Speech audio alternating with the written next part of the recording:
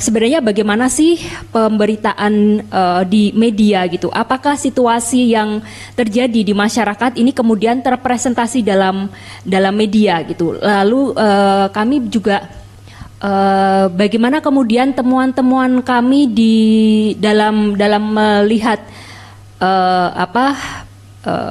pemberitaan media itu, kita masih bisa melihat ya bagaimana caleg perempuan itu ditampilkan. Pemberitaan terkait perempuan itu masih menekankan pada sensasionalitas,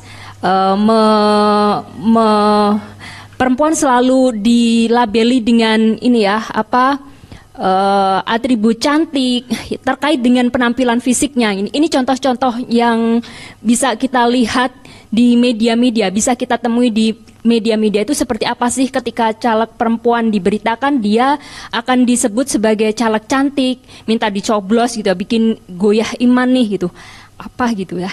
Lalu cerita caleg foto cantik gandeng anak muda sebagai mesin politiknya gitu. Yang lainnya juga tidak jauh berbeda gitu ya, ketika dia tampil ketika misalnya menyoroti soal istri calon gitu ya, capres gitu, dilihatnya dia sebatas sebagai bagaimana penampilannya, apa tas yang dibawa, bagaimana pakaiannya, seperti itu. Ini jadi kehadiran perempuan ketika muncul sebagai subjek berita itu jadi dia hanya ditampilkan dan dilihat sebagai tampilan fisik saja gitu. Tidak dilihat apa kemudian yang menjadi bagaimana perannya, bagaimana kontribusinya gitu ya selama ini gitu. Atau ini ya contoh lain gitu ya, gaya istri para capres dan cawapres nyobros di pemilu 2004 pakai vest kekinian sampai berbatik gitu. Ya tampilan-tampilan luar gitu ya yang selalu disoroti gitu. Tapi apa sih sebenarnya latar belakangnya, apa kontribusinya, apa perannya selama ini, itu dinihilkan, seolah-olah dinihilkan seperti itu. Ini juga sama ya, obsesi akan kemudaan itu juga bisa kita lihat ketika media menyoroti caleg-caleg perempuan gitu, yang ditonjolkan selalu tampilannya bahwa dia cantik, dia glowing, dia ketika kemudian dia tampil mengikuti apa yang menjadi selera publik gitu ya, itu juga dipersoalkan. Ini fotonya itu kelewat cantik deh gitu. Ini kasusnya tuh sampai ke pengadilan beberapa kali gitu. Panjang sekali prosesnya gitu. Ini jadi serba salah gitu ya ketika perempuan itu dia maju mencalonkan diri gitu. Dikulitinya tuh hal-hal yang berkaitan dengan fisiknya, dengan umurnya dan segala macam. Bukan apa program yang dibawa seperti itu. Nah, ini yang kemudian menjadi satu catatan tersendiri bagi kami. Di sisi lain kami juga melihat, kami mengadakan FGD, mendengarkan para jurnalis, apa sih persoalan yang dihadapi oleh jurnalis. Oh ini masih juga ada ya, apakah kemudian laki-laki bagaimana ketika dia ditampilkan gitu. Sebenarnya disebut juga gitu ya, ganteng, tapi itu juga misalnya dia dilekatkan dengan sifat ganteng gitu. Tetapi ini dikaitkan dengan bagaimana kegantengannya itu kemudian menjadi daya tarik bagi ibu-ibu atau bagi perempuan untuk memilih dia gitu. Hal-hal seperti ini yang ditonjolkan gitu ya, seolah-olah itu semua perempuan itu punya sikap yang sama ketika memilih seorang calon seperti itu. Nah, di sisi lain tadi ya, bahwa tampilan media, representasi media kurang lebih itu kemudian merepresentasikan nilai-nilai atau situasi yang ada di masyarakat. Tapi di sisi lain ketika kita melihat kondisi jurnalis di media, ada juga persoalan-persoalan yang dihadapi oleh jurnalis di media. Nah, di sisi lain ketika kita berbicara tentang jurnalis dan media, keberadaan jurnalis itu kan juga turut dipengaruhi oleh media tempat dia bekerja. Nah, jurnalis juga mesti ada tarik menarik gitu ya, dengan situasi kondisi yang menjadi kebijakan media gitu.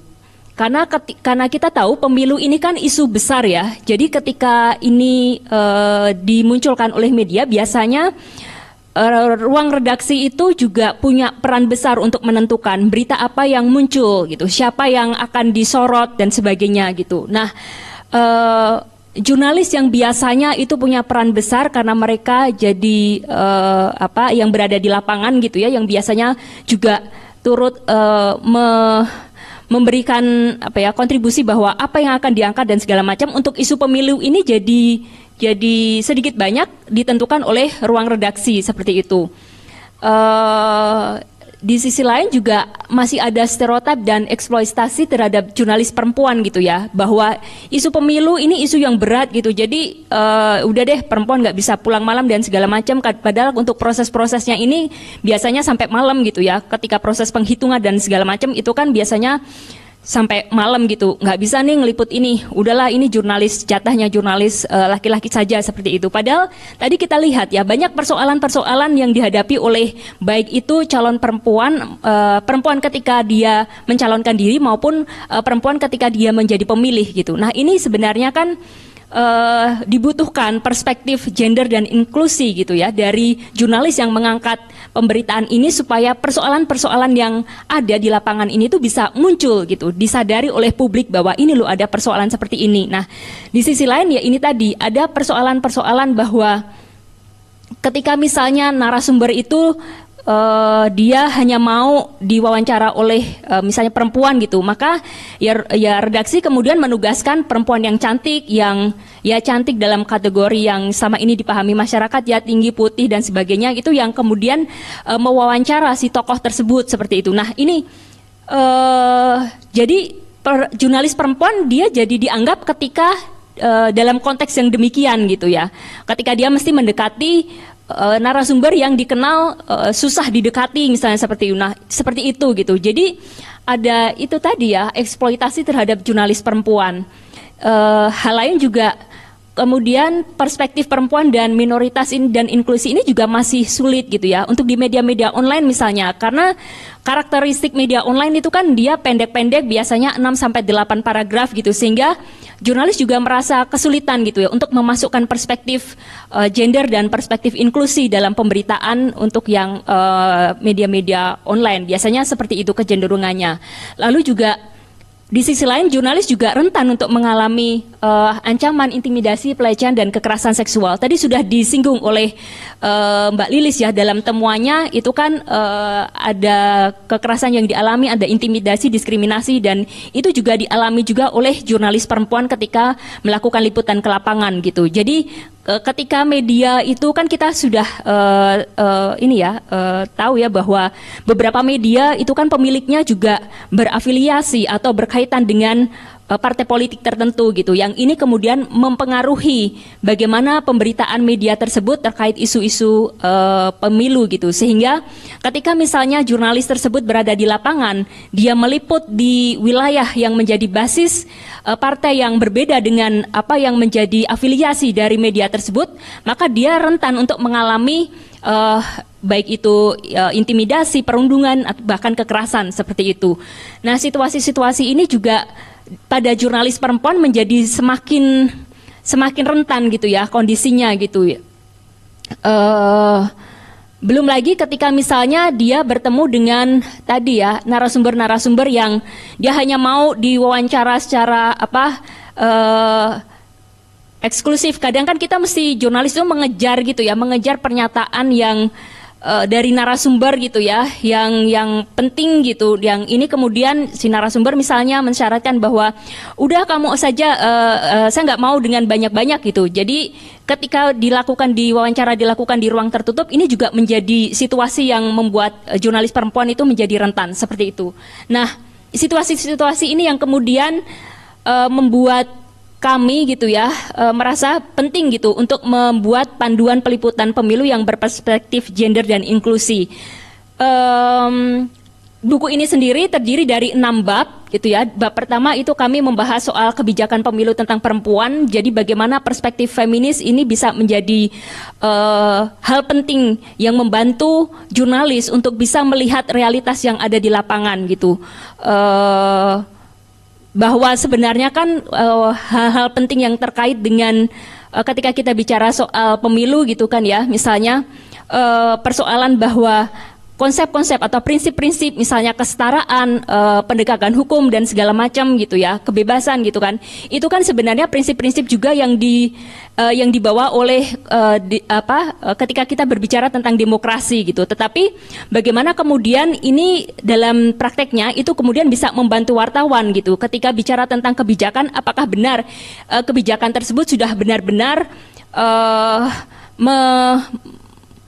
mendorong atau berkontribusi terhadap agenda-agenda perempuan atau agenda-agenda feminis, atau bahkan justru sebaliknya gitu ya, dia mengabaikan gitu kepentingan perempuan atau kelompok minoritas seperti itu.